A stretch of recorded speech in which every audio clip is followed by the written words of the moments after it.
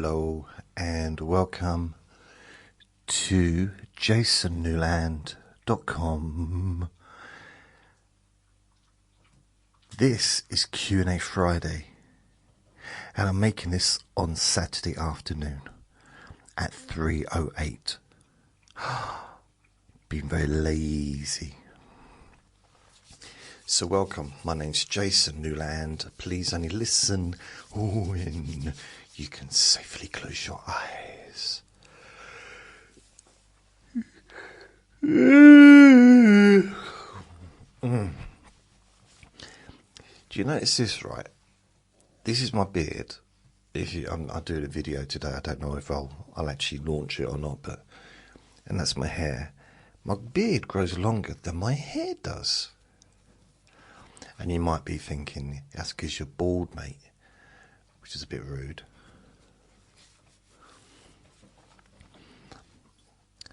That was a weird opener, wasn't it? Couple of bits of information.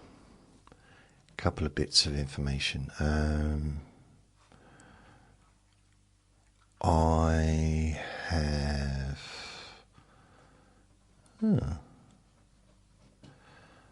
What have I done?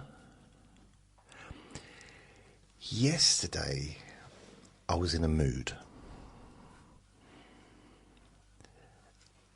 So I couldn't do a recording. If we're going to be honest, that's the honest truth. I had this weird experience, and it wasn't anything strange really, but it was strange enough to... I don't know what it was, but... So I'm in the park with Vinny. I'm talking to a couple of people. I'm talking to one lady who I see very regularly. And her dog loves me. And then another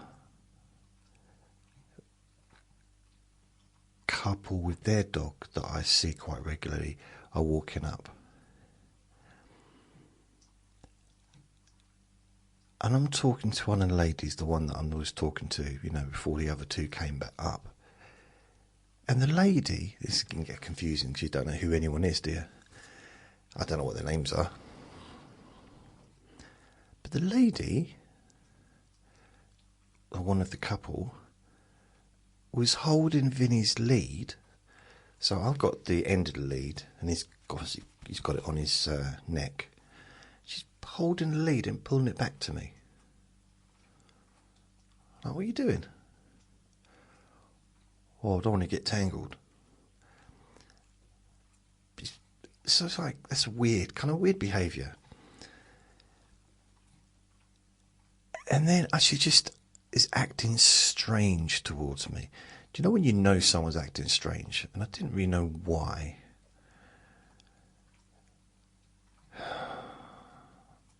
Maybe it's because I let her car wheels down, the tyres down. I don't know. Some people hold a grudge. But I didn't do that, just in case you think I'm being serious. I didn't do that. And then there was just weird behaviour, the way she doesn't allow doesn't let people give her dog treats, because her dog's got an upset stomach or whatever, so it's fine. I remember not to do that. But every time the dog came near me, she called her dog back. And so did he.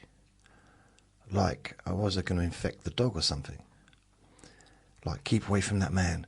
And the dog was off the lead. All three of the dogs, there's another dog came along. So all the dogs were off the lead except Vinny. He's on the lead.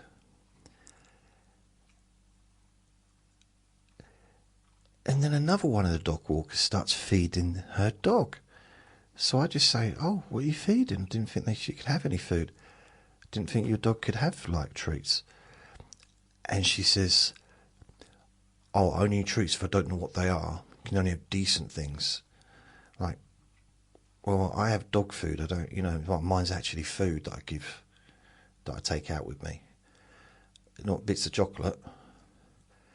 You know what I mean? It's not like Reese's Pieces or M&M's. It's dog food.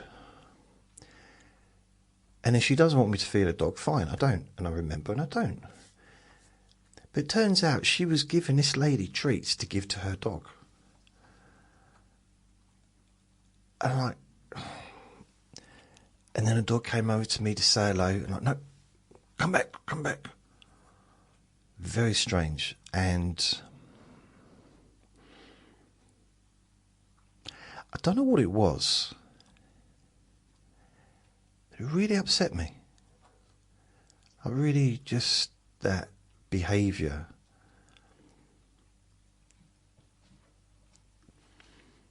And I come home, this was yesterday, in the morning, probably about 9 o'clock. And I come home and I'm like, it was just bugging me, like, what's going on there? That was really strange, the way she was acting. And he was kind of participating in it as well, really. So what is it? And I did give their dog treats once, before I realised it wasn't allowed to have treats. But that was months and months ago, and I've seen them loads of times since. I remember, I mean, generally I ask everyone, can your dog have treats? Apart from those that I know 100%. And the dogs at 100% generally come up to me and start off asking for them. Now, their dog wasn't asking me for treats, he was just coming over to say hello. Weird. It's really weird, and it just didn't feel... I don't know. Hard to explain. I think something else happened yesterday, but I can't remember. Oh yeah, Thursday night. Again, it's whenever I take him out, but that's the only time I get to see humans. I took him out in the evening because I like to watch Big Brother at 9 o'clock. Well, it's on at 9, but I like to watch that. Then when that finishes, I have a shower and then I get ready for bed. That's my routine at the moment. And so if I can, I'll take him out before Big Brother's on. So maybe about 8:30, 8 o'clock, something like that. Or I'll have to take him out just in the garden to do a quick wee-wee after Big Brother, and then he'll go to bed and I'll get ready for bed. But on this occasion, on Thursday night, I took him out about 8 o'clock. Yeah, it was about 8 o'clock. And the chip van came up. I heard the chip van.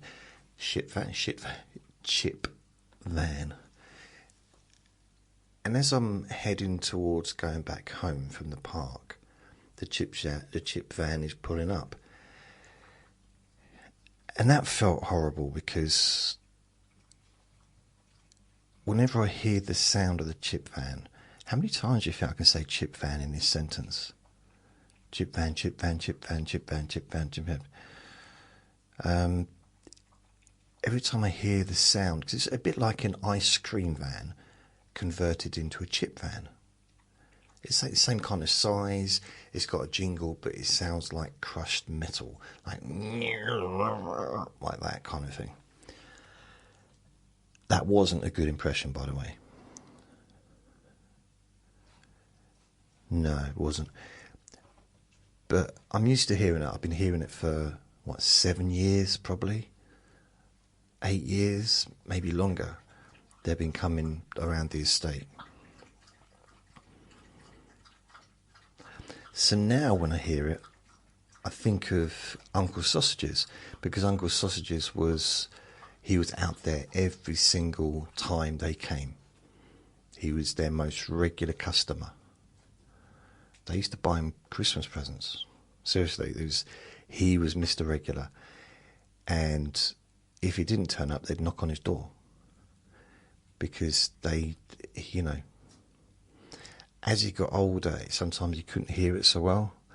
But, a few years back, he'd be out there waiting for hours sometimes. I mean, sometimes they don't always turn up. Occasionally they don't turn up. And he's out there for like 2 hours, on and off. He'll like come and go and come and go and come and go.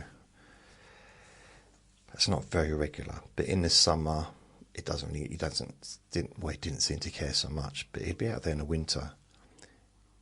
And I didn't realise that, I thought it was just like, okay, you're having fish and chips on a Thursday. But he didn't. He'd keep the fish till Friday. Because part of his, well, growing up, he used to have fish and chips on a Friday. So he'd keep the fish. I think he'd put it in the microwave or something on a Friday. Or he'd have half on Thursday, half on Friday, something like that. And he'd have about 4 cans of drink, like pop. I don't know, Tango, Coke, 7-Up, whatever. And some mushy peas, I do believe. Sometimes a sausage, but sometimes he'd get one for Vinny. He got one with batter once, didn't he? Vinny was not happy. Don't like batter. Oh. So I've now got that sound of that van connected with Uncle Sausages. So when I hear it, I think of him. And that's the first time I've seen it outside there on a Thursday night. Like seeing the people, really. I've seen them, they come one weekday during the week, during the daytime. So I went up there and told them that Uncle Sausages had departed us. But they already knew anyway. And it was just the first time that it'd been like a normal night. And Uncle Sausages wasn't standing there, because he'd always be first. He'd be waiting for the van. And it was just weird, really weird. So yeah.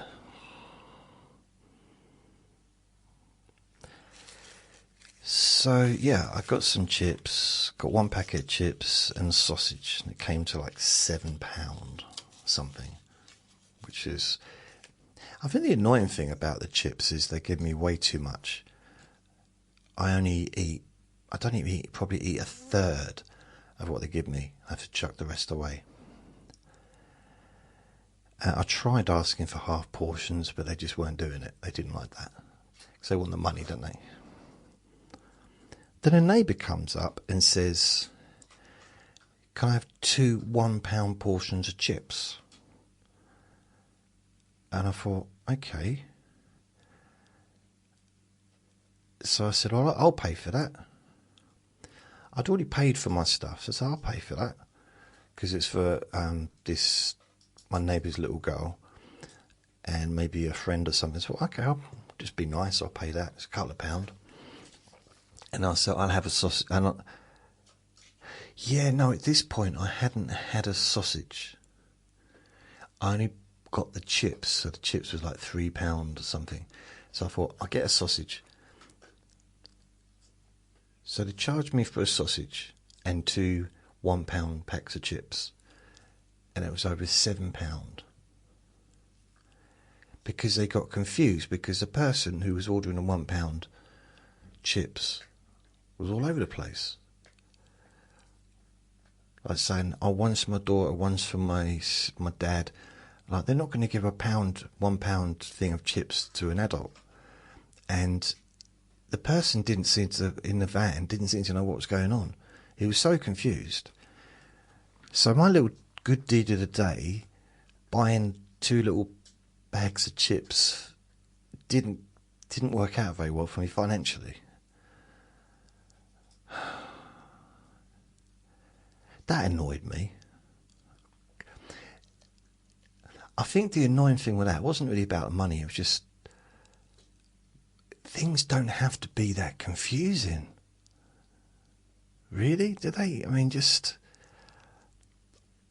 But then it was kind of, you got one person's all over the place, and you got a person that's perhaps struggling a little bit with the English, and you've got me that's probably making things more confusing as well. So it's just... And then they're trying to serve other people and probably forgot who's paid and who hasn't. So that annoyed me Thursday. I just keep getting annoyed at things. This is a positive recording. Oh.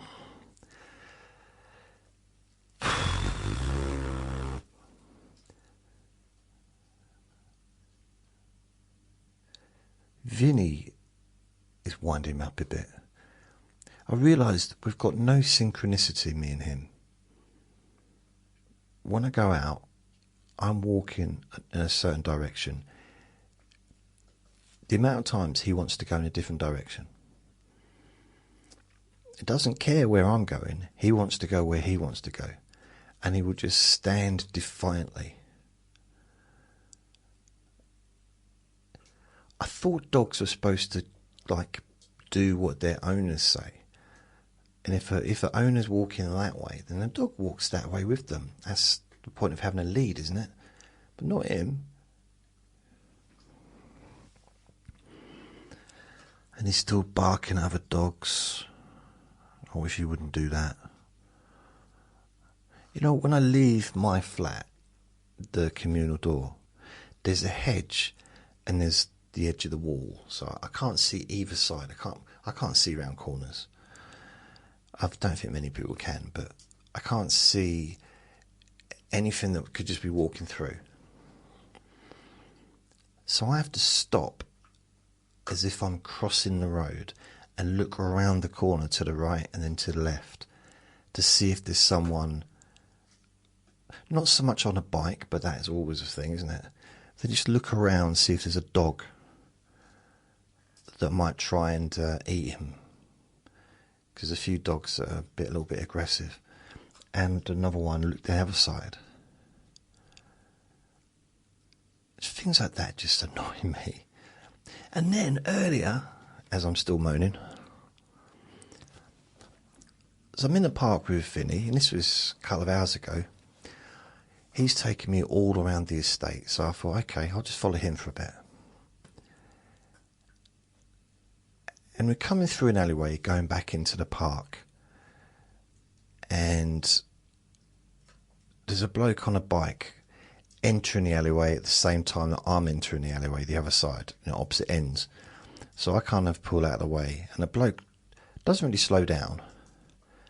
This is an adult on a bike.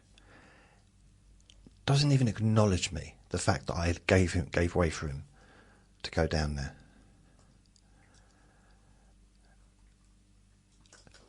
I don't know, just little things. It's the little things. That's what my girlfriend always used to say. It's the little things that are annoying.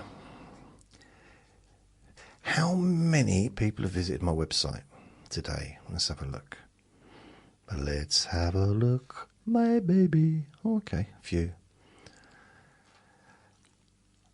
I would let you know that letmeboytosleep.com is now up again. I would let you know that. I'm not going to let you know that, but it is up and running again. And I've decided whatever I do between now and Christmas will continue throughout 2026, all being well. So I will continue the things I'm doing. So in a way you might argue, or you might say, yeah, but the let me bore you to sleep, what's the point in having that there? Which I would argue that as well. So what's the point in having the letmeboytosleep.com? Which I would kind of agree with you. That was my opinion a little bit. However, at the same time, every single one of my recordings, nearly, it has to be updated, is on there that you can download. that's kind of quite good, you know. So what I might do is, I'm just thinking of just playing around with it. I'm not going to promote it. I'm just going to work on it and have a link from my jasonnewland.com website, so you can, you know, click on there. And this background with all this, can't even get it off. All it is just sticky stuff. The backing of the soundproofing that used to be up there.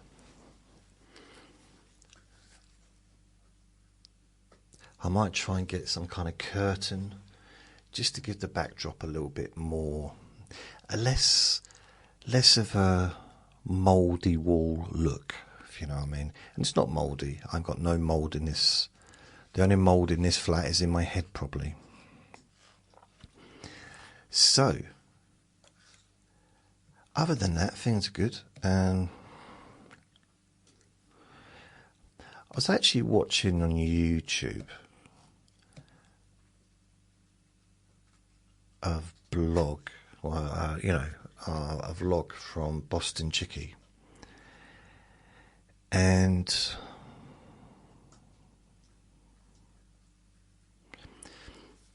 she kind of reminded me of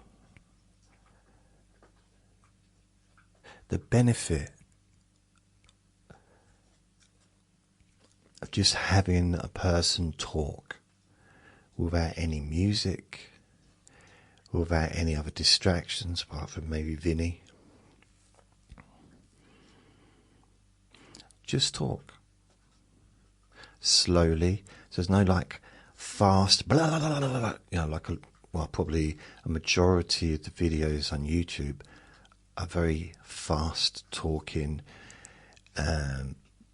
They purposely miss out the gaps between words. There's actually apps you can get for that. See, I could record this. Well, I am recording it. I could edit it so that every gap was taken out. Every every R, every ooh, whatever sounds I make can all be taken out. And it will be one long sentence, basically. And that to me is hard to listen to. Because sometimes I go online on YouTube, I need maybe a tutorial to help me with, I don't know what it is, whatever. And I'm trying to think of, there was something I tried to do the other day, and I was looking for tutorials, and I went through quite a few. Any ideas? I can't remember. So I went through quite a few, and they weren't all useful. Some of them were outdated, and the technology had moved on, or the app, trying to use an app or something. But quite a lot of them were just so fast. It's like, almost sounds like a different language because it's so fast. I can't follow it. Now, if I'm in a room with someone, ironically, I don't necessarily want them to talk really slowly. So in a conversation, maybe speed it up a bit, especially if it's a really long sentence or really long paragraph that they're kind of spewing, that they're talking. So, sometimes it's nice for the sentence to be accomplished within a certain amount of time in person. But there's extremes, and sometimes I will talk very fast. Generally not on a video. or on a podcast. But there are times when I'll be perhaps a little bit too excited about something.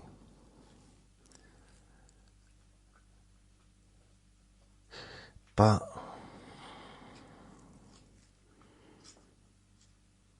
I think videos like my friend Boston Chicky, spelt how it sounds, BostonChickie. So originally from Boston, now lives in Colorado, I do believe. Hi Boston, if you're listening or watching. So I was watching Boston Chickie's vlog on YouTube, and it kind of reminded me of what YouTube used to be. I mean, that's not all it was, but being one of the, including Boston Chickie, one of the first, I say one of the first out of hundreds of thousands, but still one of the first to really sort of engage in YouTube, like around 2007. And, when I started YouTube, I think you could only have 10 minutes. I think originally you could have as long as you wanted. Then they got it down to 10 minutes because I think it was costing them an absolute fortune. Then they extended it to 15 minutes. And then it took a while, and then you were allowed to have up to an hour or something like that. So they changed over time. But YouTube was, I know it's quite famous for being a place where you could watch videos of cats and babies. Cute videos of puppies and toddlers learning to walk, and that kid on a roller coaster screaming with an ice cream or something. They became really famous videos, viral videos, I guess. And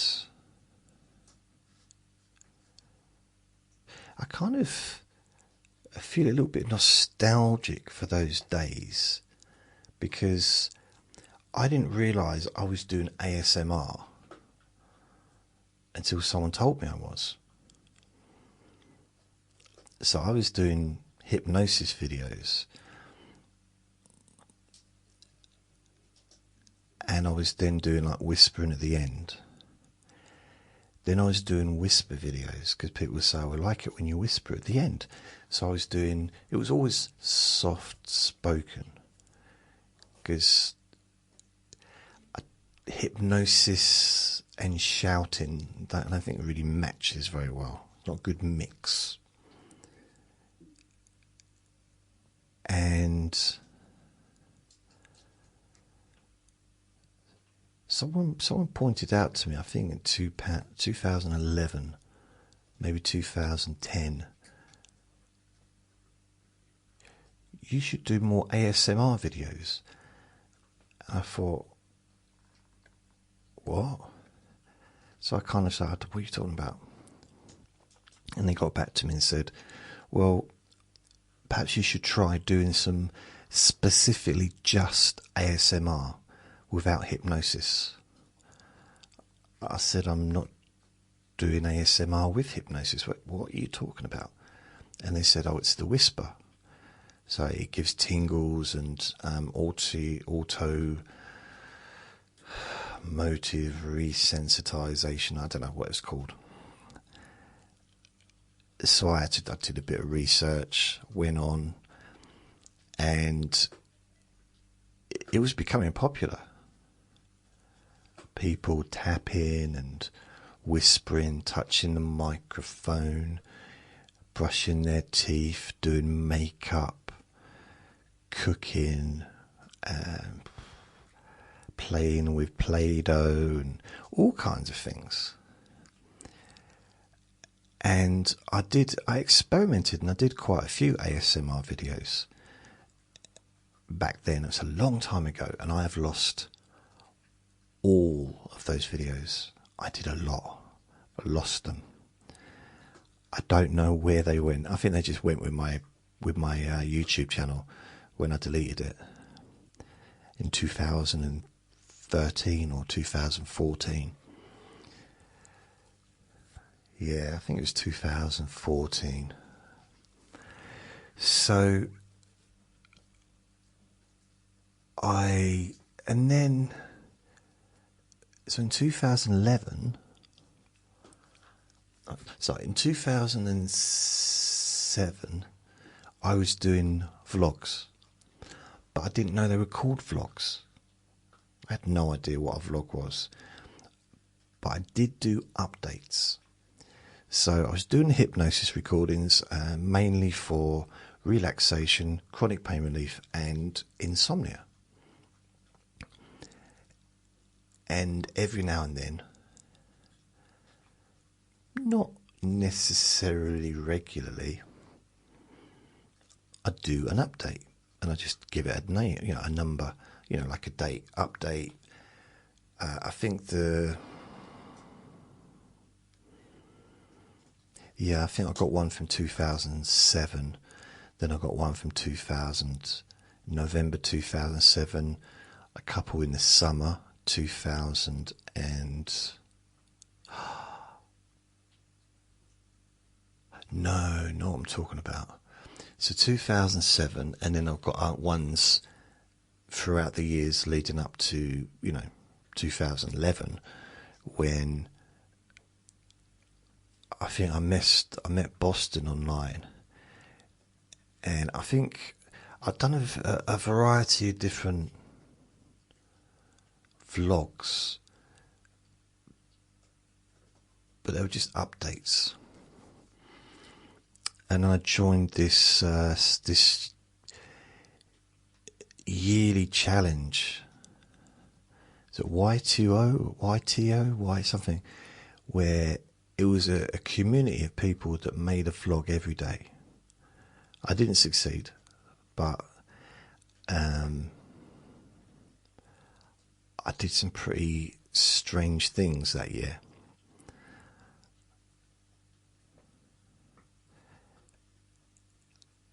Yeah, so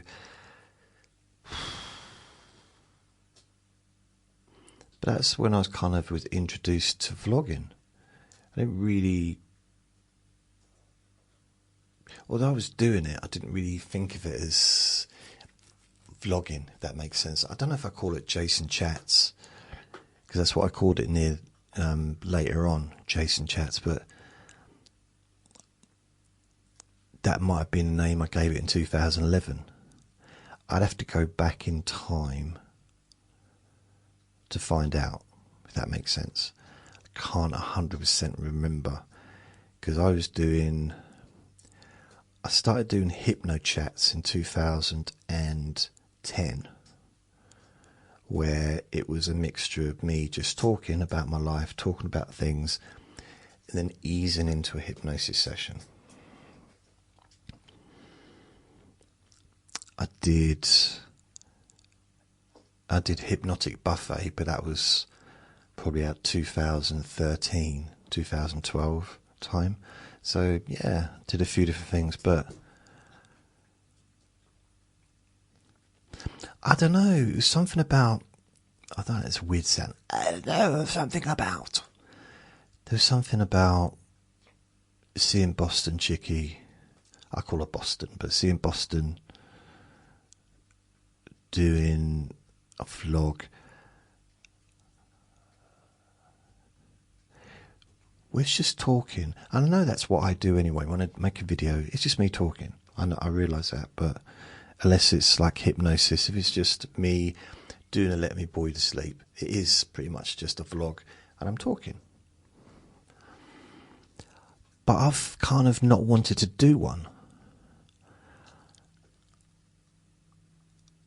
Kind of couldn't see the point, the relevance, the need I thought maybe just having podcasts was enough. Didn't need to do a video of myself talking. Because it's just easier to record my voice. There's still a lot of work involved in editing, processing, and all the stuff that goes along with it. Making a video adds like probably 2 times that amount of time to take to upload and to process, and just it's a time consuming thing, videos are. And I wasn't sure if there was any use for it,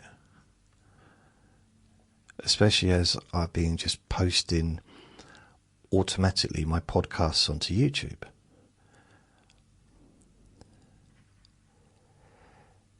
But I'm getting a feeling, I don't know why, just get this feeling that maybe there could be something useful in doing this on camera as well as on audio.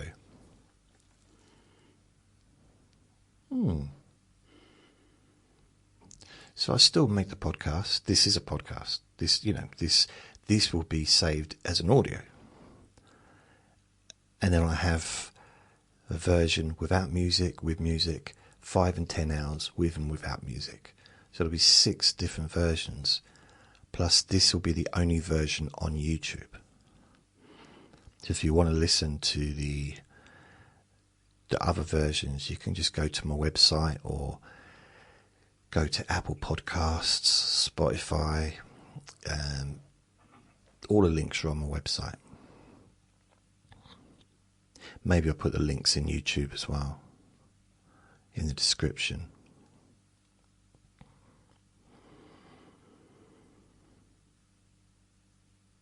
I don't know, there's something, I just thought, you know what, just listening to Boston, just talk about her life, talking about how she's feeling. I watched a vlog, I think yesterday or 2 days ago, and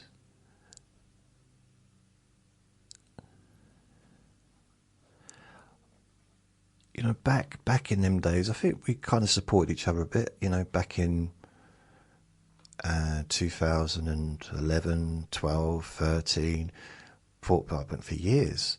So we're friends, and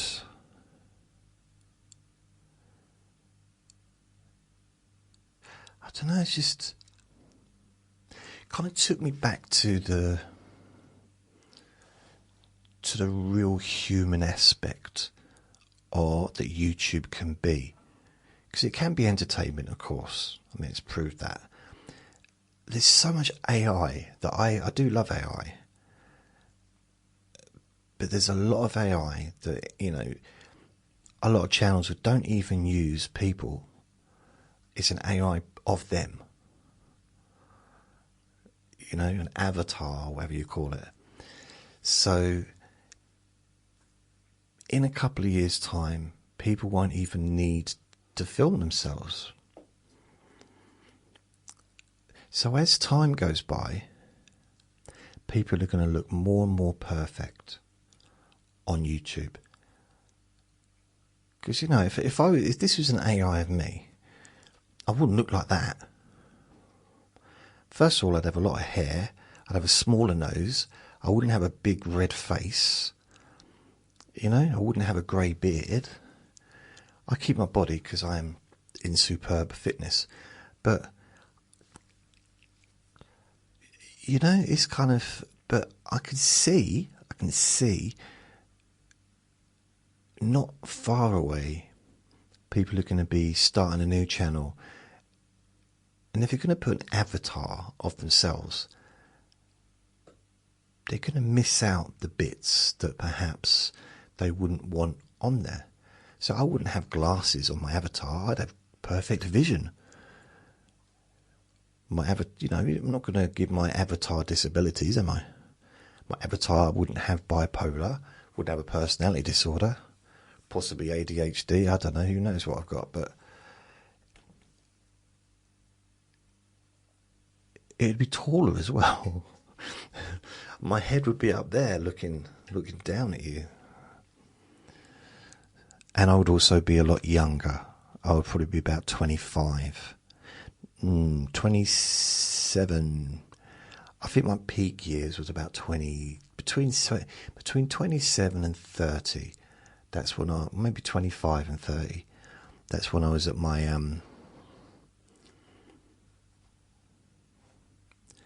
my most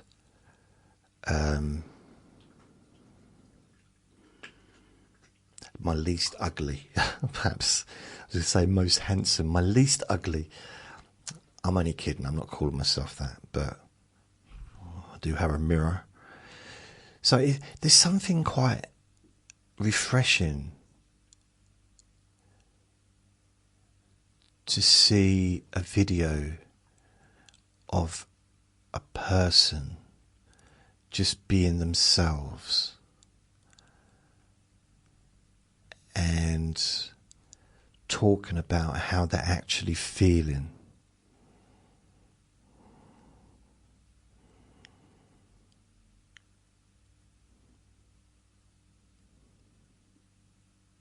Yeah, that's it. That's all I wanted to say. I realise I'm talking for way too long on this, and I need to get on with the Q&A Friday, and I will. Don't you worry, I'm going to get on with the Q&A Friday right now.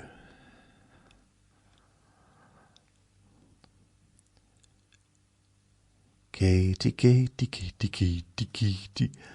What I'm going to do is go through the questions. I know I don't normally spend quite as much time. Oh, there's another thing I've got to tell you.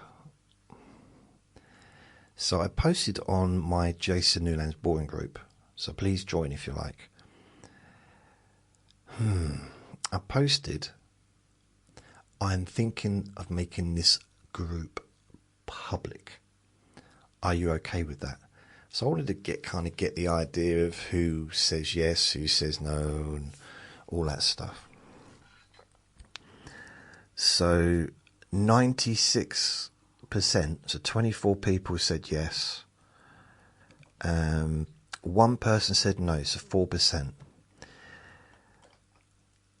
I was going to go with the majority rule situation. If it was a tie, then I wouldn't. If it was like, but I respect everyone's opinion. I can see both sides. The thing is, I found out by looking into it that turning this group that's private into public is not even an option. Can't do it. Not allowed. Not allowed. So the only thing I can do is start a new group, and I'm not going to do that. So, unless you want to start a new group, have it as a public group where you can share my stuff and talk about how wonderful I am. Yeah, sure. But yeah, so I will post something about that later. Right now, I'm going to try and focus on the questions. I don't know how many questions there are. Probably not many. Let's have a look. All questions. I've got one. No. So Hope talked about the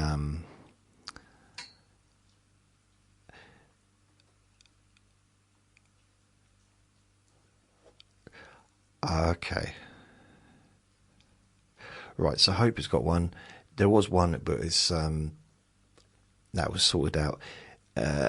So Hope, then Carol, Anne, Reveal, and Ruth. So I'll start with Hope. Hello, Hope.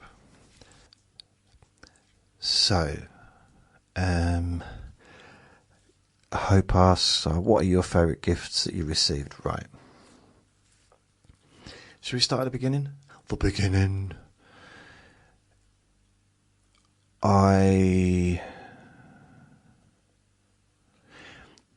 The first gift I ever remember was a box of Maltesers. No. The first gift I ever remember. So there's the first two gifts involved two different children's homes. So let's say the first was a box of Maltesers in Newcastle Children's Home, left by my mother on my birthday. I didn't know it was my birthday. I didn't even know what a birthday was. I had no idea how old I was. And then the journey from Newcastle to Southend to the second children's home, Mr. Wright, which is weird that I remember his name, he was my social worker, so he travelled up with me, or down with me, however you pronounce it.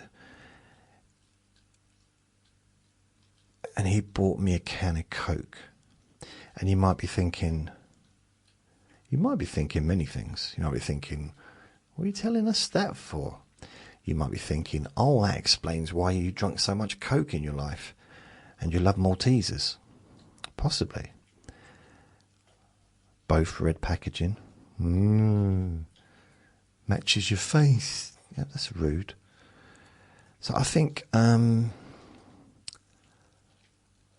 with the drink, the Coke, it wasn't so much that it was a gift, and the Maltesers wasn't a good gift, but I'm just thinking of the first gifts I ever got. Just thinking of the first gift. In a way, moving. I suppose my first bike when I was 7, when we moved out of the kids' home with my dad. So my bike was probably my first thing. But if I could go back, I would probably tell you that everything was good. Because suddenly I had toys, and I had a mum who I absolutely adored, like a new mum, and my dad who was amazing. Like, everything was amazing. So I would say really the gift would be, without getting all heavy, the biggest gift I received, one of my favourite gifts would be being rescued from the children's home. So, yeah, at the time, that's how I felt. It felt like I was rescued. But I did like the bike. Oh, yes. Never had a bike before, and my dad taught me to ride. He did the old thing, when the old technique where you hold on to the back of the bike, said, okay, I'm going to keep holding on, and he just pushed me into traffic. Yeah, it worked. So, or was it into a wall? Something like that. Maybe he didn't like me.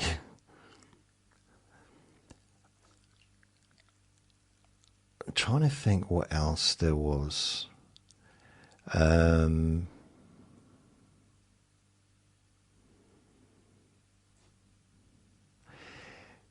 There was a gift, I suppose, a bike when I was about 13. A racer. Really wanted a racer, and I got one for Christmas. So that was. It's weird now that I'd even be interested in a bike because I can't stand bikes, but back then, so happy. Because I had paper rounds and it was taking me hours to do these paper rounds. I thought if I was on a bike I wouldn't get as wet, but I didn't realise a bike doesn't stop you getting wet, it just helps you to get wet quicker. And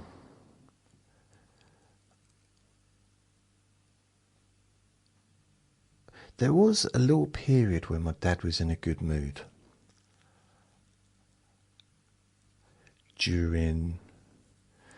Probably when I was about 13, 14. And there was a little period, and my dad would start buying stuff like a computer or video games, and I liked that because although I wasn't interested in the computer, my brothers were, and my dad was, and he kind of set up a nice environment in the house. So I liked that.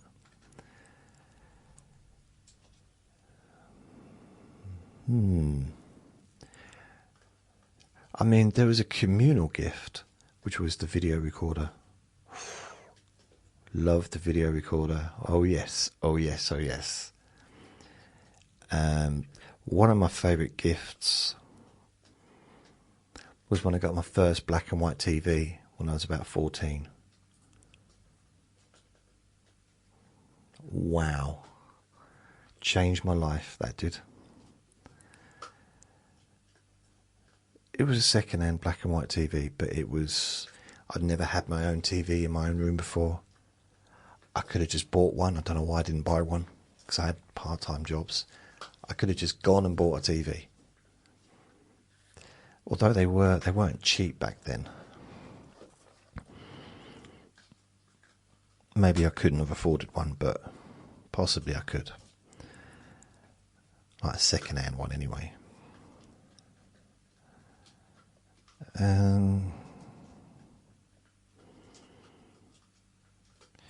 Gifts. I'm just going through my childhood.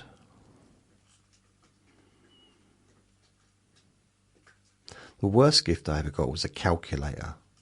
I'm still angry about that. I got a calculator for Christmas.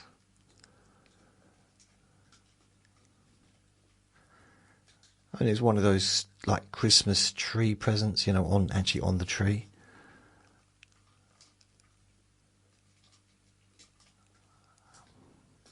Give me a video game. Give me a helicopter. But it wouldn't fit on the tree. I want to get a bigger tree or put it under the tree. I mean, in the case of a helicopter, in the garden. So gifts.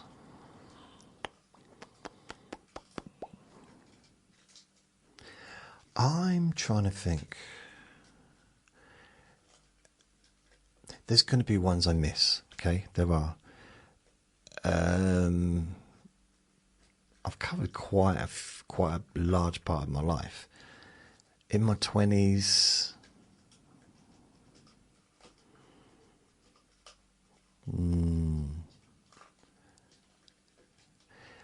again, in my 20s, it wouldn't be a gift as in a present or like a physical thing, but I did get helped out a few times by a couple of people. So that was a gift. You know, it helped me get out of difficult situations. But as far as like an actual gift, I would say my friend Noel gave me a gift. He gave me, again, it wasn't like a physical thing. But if it wasn't for him, I wouldn't have got involved in all the different things that I've done online for the last nearly 20 years. So, yeah, he gave me the gift of support and belief. He believed in me. I know we're going kind of a bit existential here, but yeah.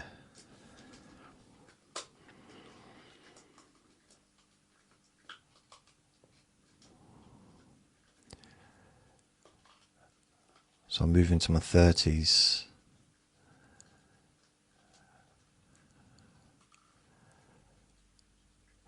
I mean, to be honest, once I stopped being a kid, Christmas presents stopped really being much of a thing. You know, because I wasn't a kid anymore, so I didn't get it. it's less and less as I got older. It's probably the same for everyone, I don't know.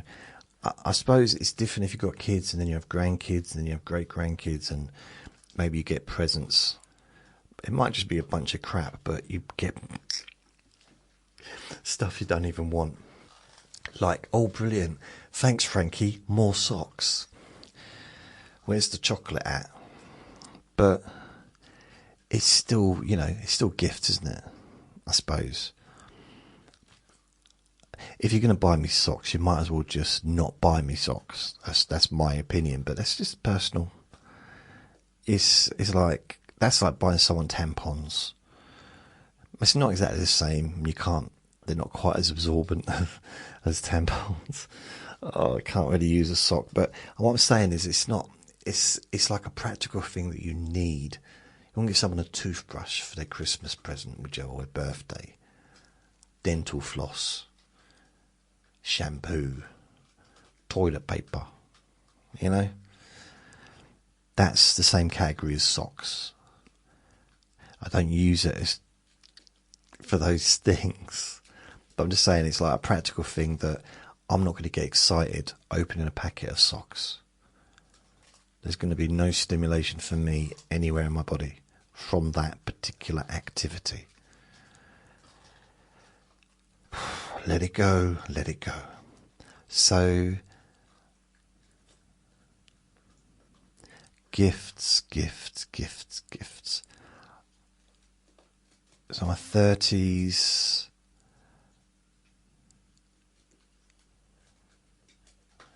can't think of anything. I'm not saying there hasn't been anything, but I can't think of anything particularly. My 40s, gifts, can't really think of any gifts that I received in my 40s. There was anything. Wait a minute. No. I said apart from like a PayPal gift, or I like a gift for me is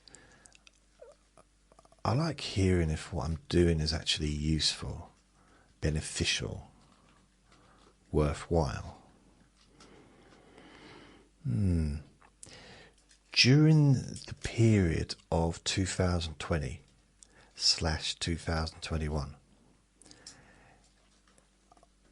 I did get some gifts of stuff, some food, some toilet roll, all from some of my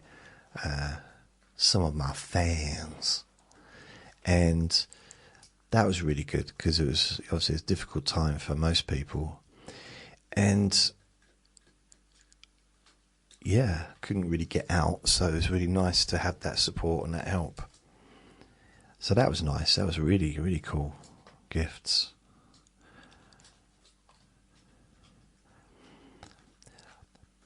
Any gifts that people that listen to my podcasts send me are all brilliant. I appreciate all of them.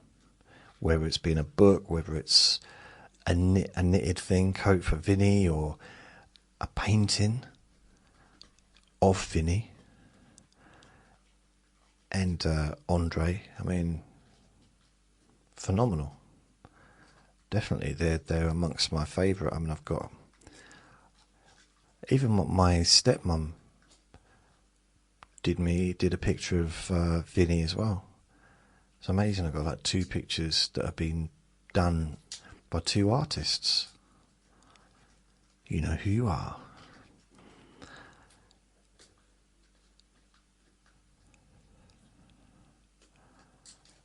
Wow. So yeah, it's other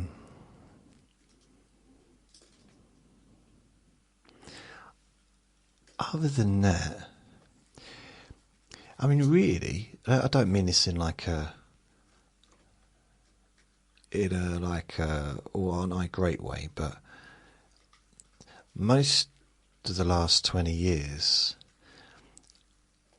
really seems to feel more like it's largely one-way traffic in real life. I mean, So I've helped a lot of other people out. I haven't had much back, but then I haven't asked for much back. I haven't necessarily needed, well, not needed, but we all deal with things differently, and I'd kind of deal with things my own way, on my own.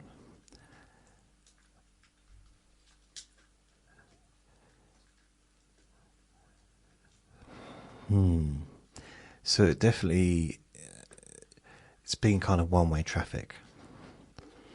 It's sometimes felt like that with the online service as well. For many years, I was paying out so much money to keep the podcast going, to keep for the different things. I mean,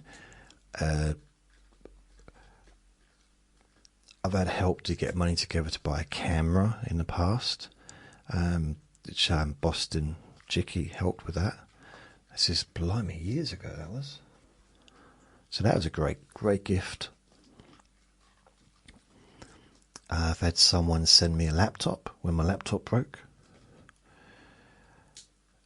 So I've had a lot of support, however, no, it's the same as but really, isn't it? However, anyway, and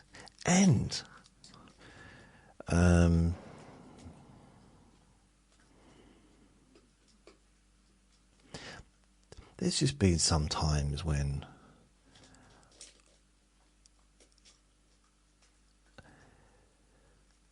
I guess it's just a motivation thing sometimes. But anyway, about the gifts, I've received lots of gifts that I really do appreciate, and sometimes it's just nice.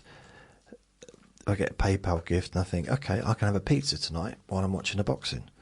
Just little things like that do make a difference. But as far as physical gifts, I mean, this flat, I drink. This flat was not a gift as such, but it kind of was at the same time, because getting this flat is like winning the lottery. Not financially, but having a bit of security, bearing in mind I haven't had any. Really, I suppose I had some security between the ages of 7 and 15. And then from then onwards to the age of 44 and a half. So it's nearly 30 years of complete insecurity, plus between the ages of sort of 0 to 7 as well. So when I got this place in 2015,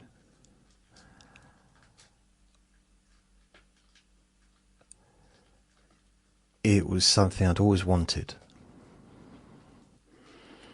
It hasn't really worked out how I was hoping it would work out, but then I'm not sure how I was hoping it would work out, in a way, because there's been a lot of really weird things happened here. And I've had quite a few losses, But if I hadn't moved here, I wouldn't have had Andre, I wouldn't have Vinny, and I wouldn't have met my friends that I've lost.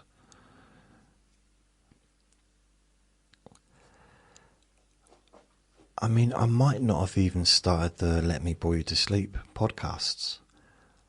I might have not even continued doing recordings, although I think I would have done. I had no intention of stopping.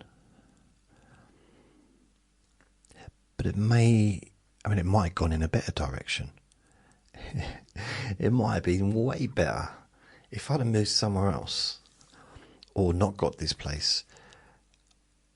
I might oh, I might be married. You don't know. There's no way of knowing, is there? I mean, some people just look at me and think, yeah, we can probably guess you wouldn't be married, which is just rude. Very rude. So I hope that is kind of all the favourite gifts, I guess, that I can think of.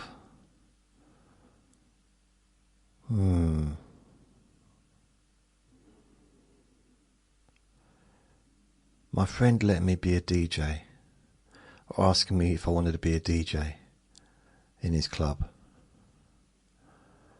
That was a gift. Yeah, just things like that had a big impact on my life.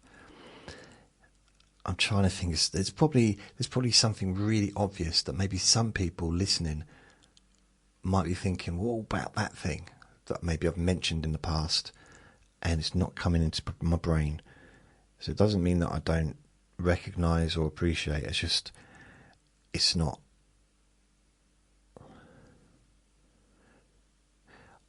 I've had a couple of videos in the past of people wishing me a happy birthday, or sort of saying how much I've helped them and stuff. That was a lovely gift. Or they were lovely gifts. So Carol asks, what's the opposite to gently close your eyes?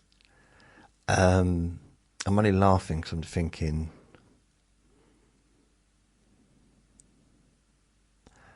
do you want to know why I say that? Or do you literally want to say the opposite? I'll show you. That's it. That's the opposite to gently close my eyes. You have to look at the video to see this. So basically, for those not seeing the video, it's me with my eyes wide open. Straining my eyes, possibly.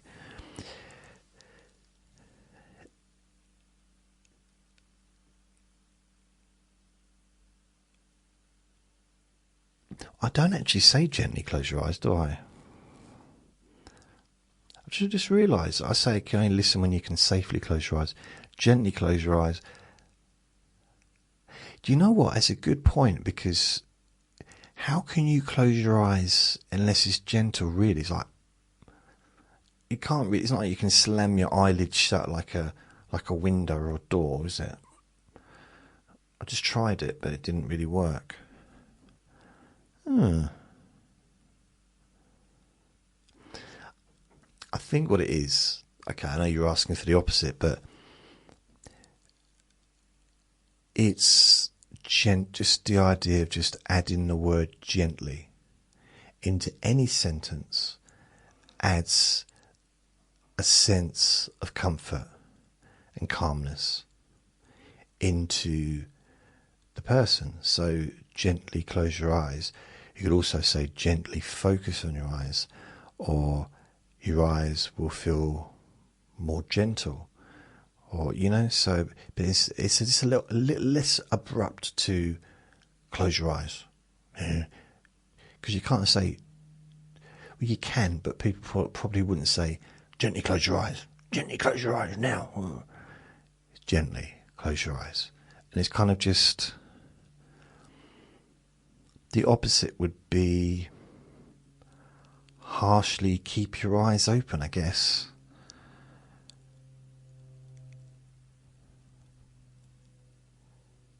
But that's going to cause eye closure. I mean, there's a technique where you basically get someone, or ask someone, open your eyes. Okay, now I'm going to ask you to close your eyes, and I'm going to count down from 10 down to 1. Blah, blah, blah, all down to 1. And then open your eyes. And tell them that you're going to ask them to open their eyes again once you get down to 1. And then open your eyes again. Down to 1, open your eyes again. Close your eyes, down to 1, then open your eyes again. Now, eventually that person is going to stop wanting to open her eyes. And eventually, even further down the line, maybe sooner than they think, they may not even be able to physically open their eyes, because their eyes will ignore them, or yes, they don't want to open because you feel so relaxed and calm. Anne asks, what are tea cakes? I think they've got different names in different places. Do you know hot cross buns?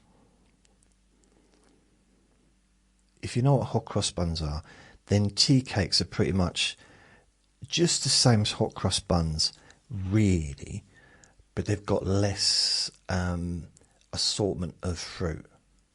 So a tea cake probably wouldn't necessarily have much other than perhaps currants, maybe apricots, maybe something, but not a lot.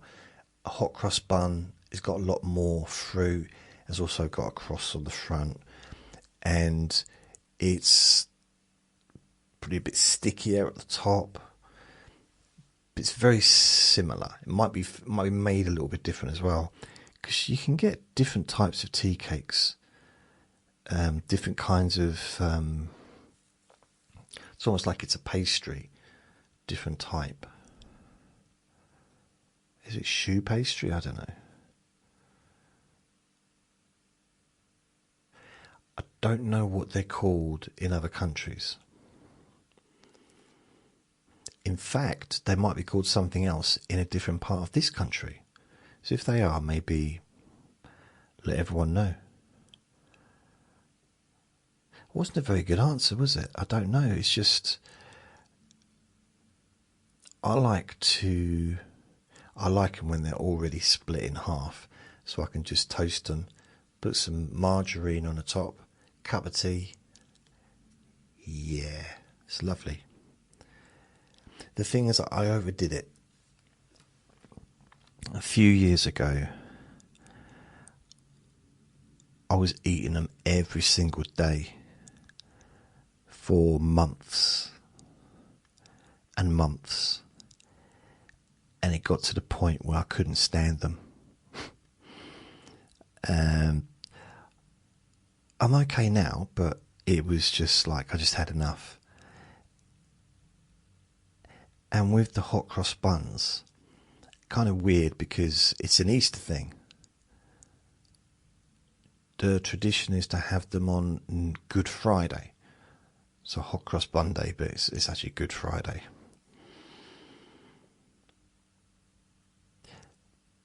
But some supermarkets make them for months afterwards. Months before and months afterwards. I guess they're just made in batches and put in freezers, and so they've got loads to sell. I'll tell you what I do. If I remember, I'll put a picture of a hot cross bun on the podcast image.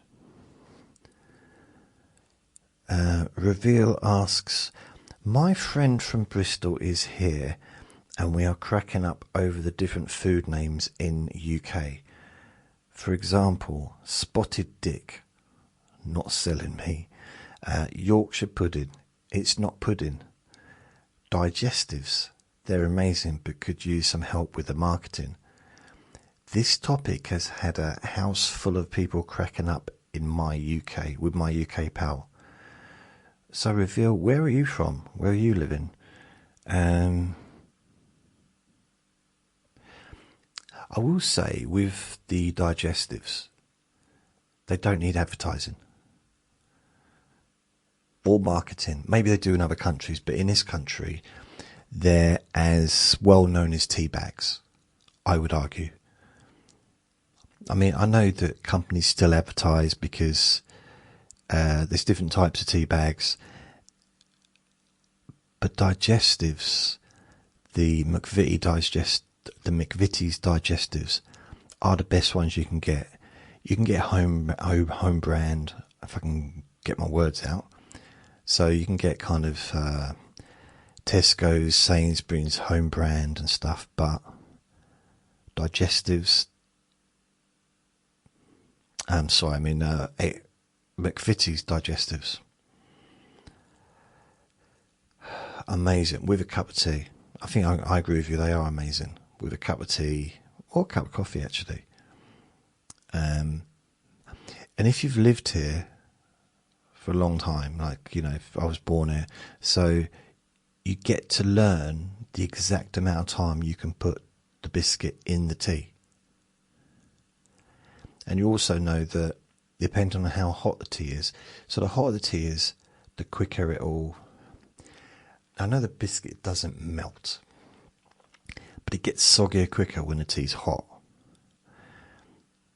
Now the problem is kind of an English tradition to kind of meet up with someone's, you know, like go around someone's for a cup of tea, for a cuppa. Like an old tradition. Which means, if, for me personally, if I've got a distraction, so let's say I've got someone else here, or I'm visiting someone else and they've got biscuits, digestives, and I'm dipping. Firstly, I kind of can't really gauge the heat of the tea because I didn't make the tea. If I made it, I can know roughly where I am with it and what kind of dippage time is required in order for me not to lose the biscuit or half the biscuit. And if there's someone else there, is a distraction, so that even if I do have the correct time or know the correct time, they might say something that, and I'm like, what? You found what in your basement? And the thing will just disintegrate. You know, it's weird though. I remember when digestives,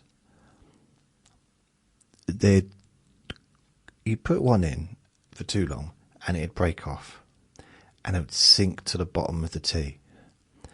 Now they seem to float. They're floaters. And they give the illusion you can get it out with your fingers, but you can't. As soon as you touch it, it breaks into, I was going to say a million bits, but I've never counted them. Quite a few bits.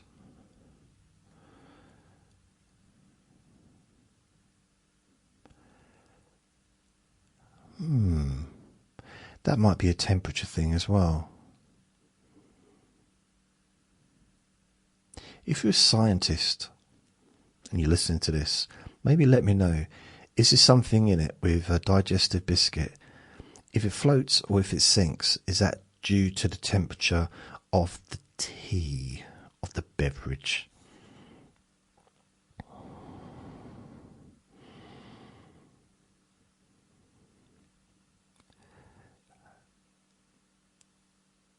There's a few different names, like spotted dick.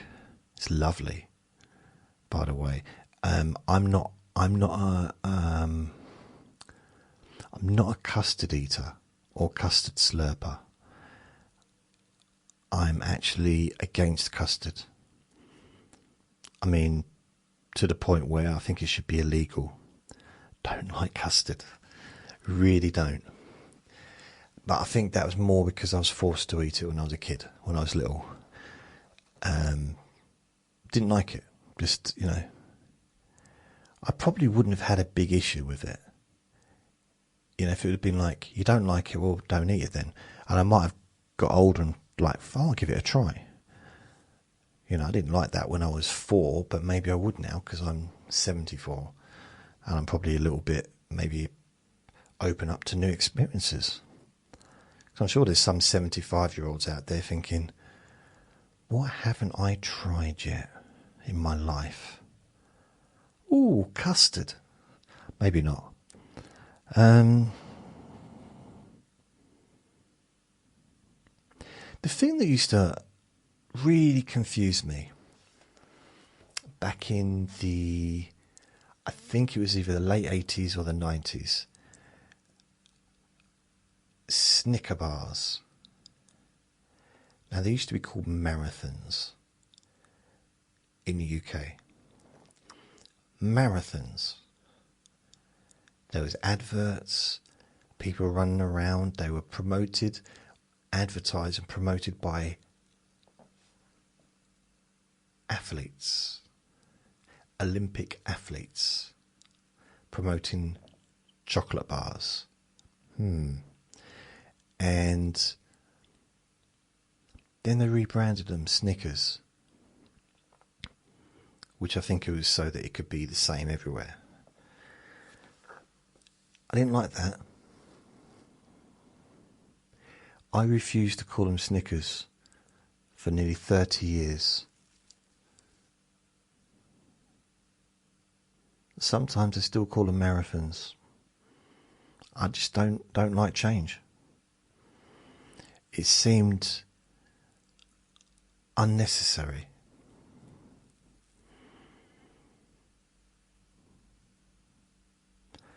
What other things would be weird? I know that the chocolate bars in America are different to the ones here, and just from what I've seen on movies and what people have told me, some are similar, some are the same.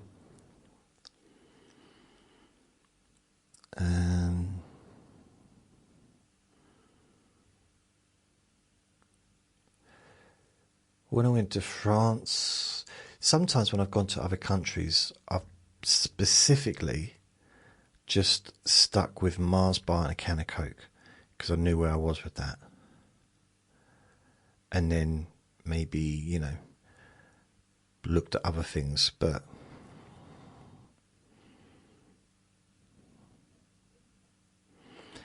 I'm not sure. I'm just having a look.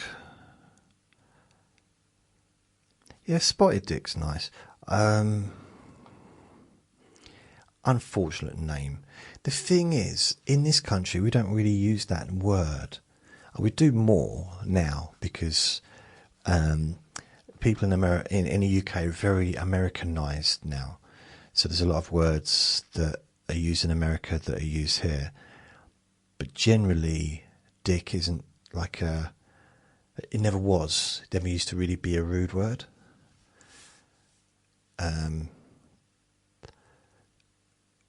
In the same way as Z being the last letter of the alphabet, more and more people I've noticed, not even like really young people, but people even like in their 30s are saying Z. And they talk about Generation Z when it's actually Generation Z. Because Z in this country is Z, it's not Z. And maybe JZ has got something to do with that, possibly. So it's very...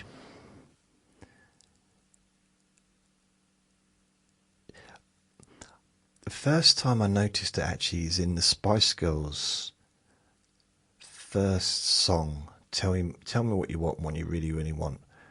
And they go to from A to Z. And at the time I didn't really take much notice. But I guess they were aiming for a much wider audience. And I'm not sure how many people were actually watching those videos with the volume up anyway. So, I'm trying to think what other food has got weird... Marmite, not my thing. Peanut butter. Why would you eat something that looks worse going in than it does coming out? That just doesn't make sense to me. It's... If you saw, like... If you saw peanut butter on the floor, right? Like a big pile of peanut butter on the floor, you would walk around it, or you would cross the road, wouldn't you? You wouldn't think, I wish I had some bread with me so I could put it on and make a sandwich. You know what I mean? So,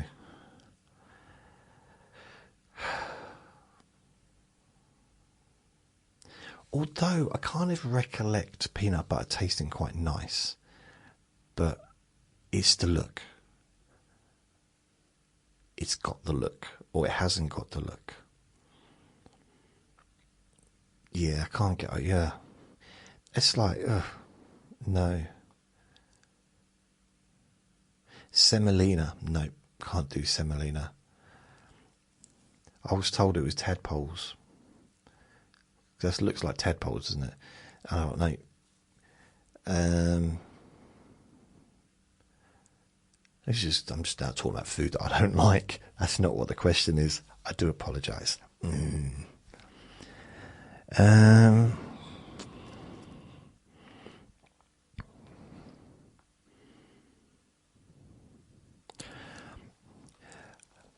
I think Frosties has now been changed. They don't call them Frosties anymore, do they? No, Sugar Puffs. Don't call Sugar Puffs Sugar Puffs. Now, I don't know what they called them in other countries, but in this country, they're now called Honey Puffs, I think. Because sugar is not. Apparently now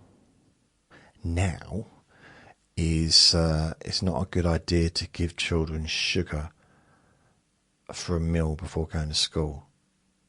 When I was a kid, it was fine, but not now. Like, this is completely true. When I was about 4, maybe 5, 4 or 5, when I was living with my mum, we were in Newcastle, we were all playing outside, and she shouts down and she's got us some food. And it was sugar sandwiches.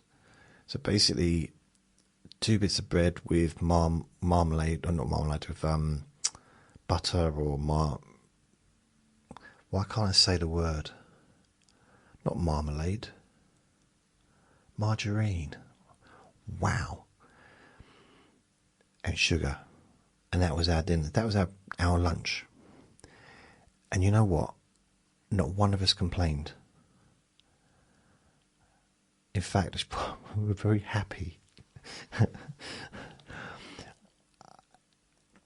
It's not. I mean, that's it's amazing I've got any teeth. Really. The thing is, nowadays that'd probably be really expensive. Sugar's not cheap anymore. But sugar sandwich. The weird thing about it, even when I was like a kid, older on, at the age of 7, 8, 9, 10, 11, 12, whatever, or as an adult, where I could do anything I wanted, eat anything I wanted, never once have I ever wanted a sugar sandwich. Not once have I thought that that's a good idea. It's weird. It's like, and even when I was younger and I was babysitting and the kid wanted something to eat, I didn't think, oh no, I'll give him a sugar sandwich. No.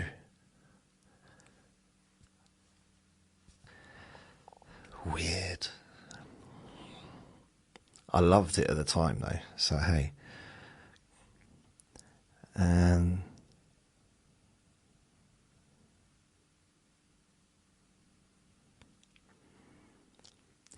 Yeah, because I'm not in another country, I don't really know what the difference is in names, or what would sound weird, to be honest. I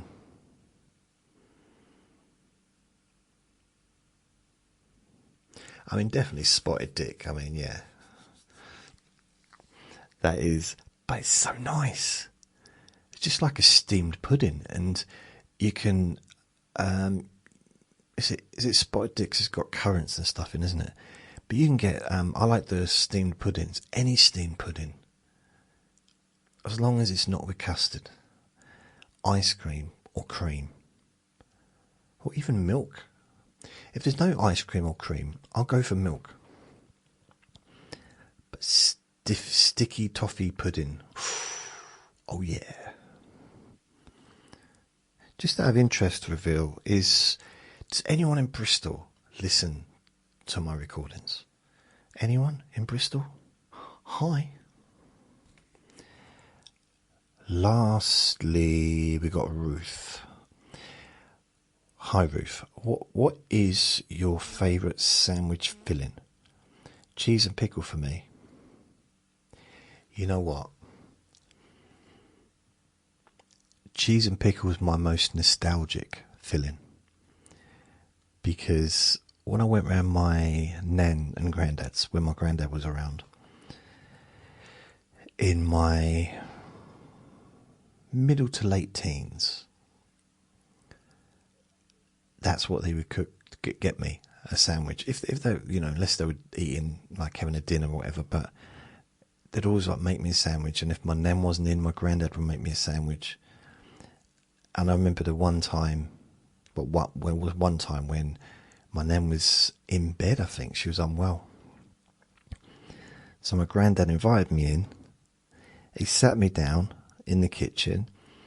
He made me a cheese and pickle sandwich and a cup of tea, and I think some crisps. And he waited in silence for me to eat it all up, for me really to leave. That was it. There was no conversation, anything. He wasn't a chatterbox. I definitely don't take after my granddad, although in some ways I wish I did, because he had some amazing qualities, but being chatty wasn't it, or at least not with me anyway. Cheese and pickle. I probably wouldn't go for pickle now, because I can't really do pickles these days.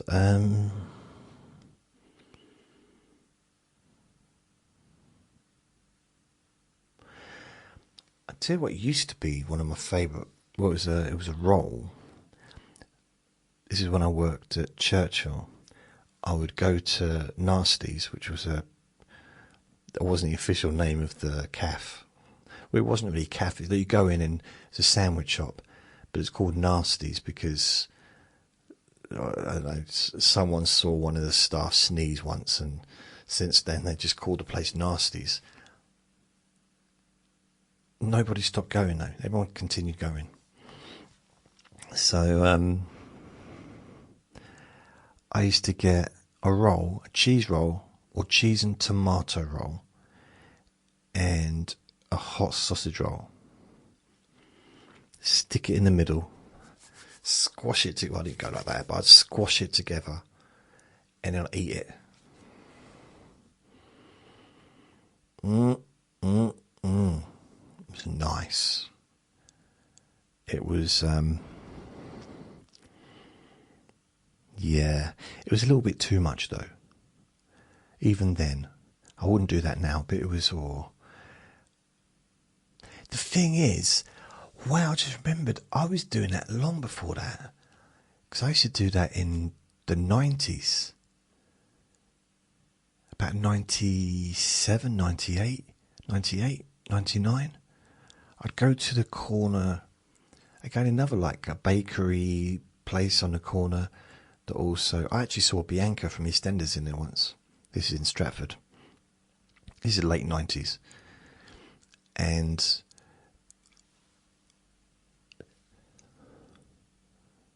yeah, I used to get a cake. I want a cake now. But I used to get a cake. I used to get a sausage roll,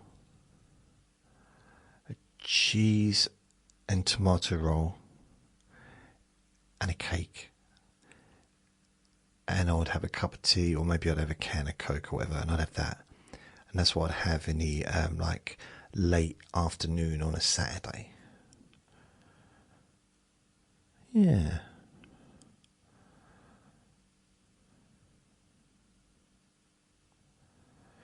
I'd probably go for that. Probably quite basic cheese and tomato, but with something else. Probably cheese and salad, because I think cheese on its own is a little bit too dry, a little bit not moist enough. I need something moist in my mouth. And I do like a little bit of salad. Not a lot of salad, not like it's all falling everywhere, but just maybe a little bit of tomato, lettuce, maybe a bit of cucumber. I do like raw onion, but if it's chopped very, very finely, just a little bit of everything. Not really into gherkins, not into anything like pickles or anything like that. Yeah, that'd do. But I don't want it to be messy. I don't want it all falling everywhere. That'd probably be my kind of favourite sandwich. Yeah, so cheese and salad. I'm basically a vegetarian. It might sound weird, but generally, I am basically a vegetarian most of the time.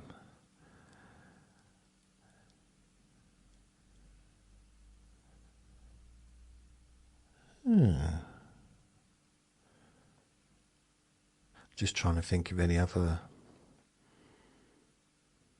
I went through a period in late 2000s when I was eating a lot of corn. Like, the corn slices of meat or non-meat, and having them and tomato in the sandwich, and these rolls are really nice rolls. That's what made it. The rolls made it. Lovely. So I had a job in this care facility while I was at university, and I'd take one of those rolls or a couple of those rolls and a yogurt, and I'd put it in the fridge, and someone ate them.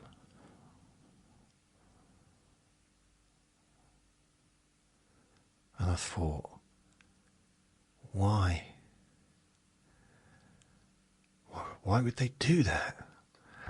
I mean, especially as they probably didn't know what they were eating. If they'd known it was corn, they probably wouldn't have touched it. I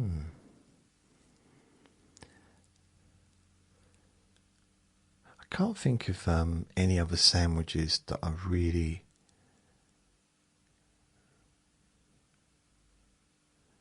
I'll tell you, I know it's not really related, but the best pasties ever had was Dover. Cornwall were nice, and they're supposed to be the king of pasties, aren't they, Cornwall? And they were lovely. But I still think, no, they were lovely actually. They've got like just pasty shops. But I remember Dover, they was equally as lovely, if not more. Ooh.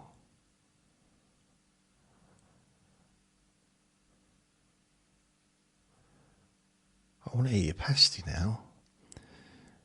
Is that weird? Right. So I think I've answered the questions. I realise I went on a little bit at the beginning, blah, blah, blah. But that is the questions answered for this week.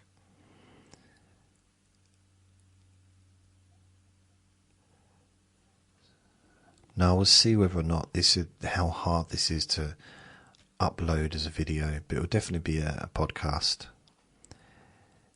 And I'm going to say goodbye for now. So thank you for listening. Remember to be kind to yourself, because you do deserve to be happy. Be gentle with yourself. You deserve to feel safe. Lots of love. Bye.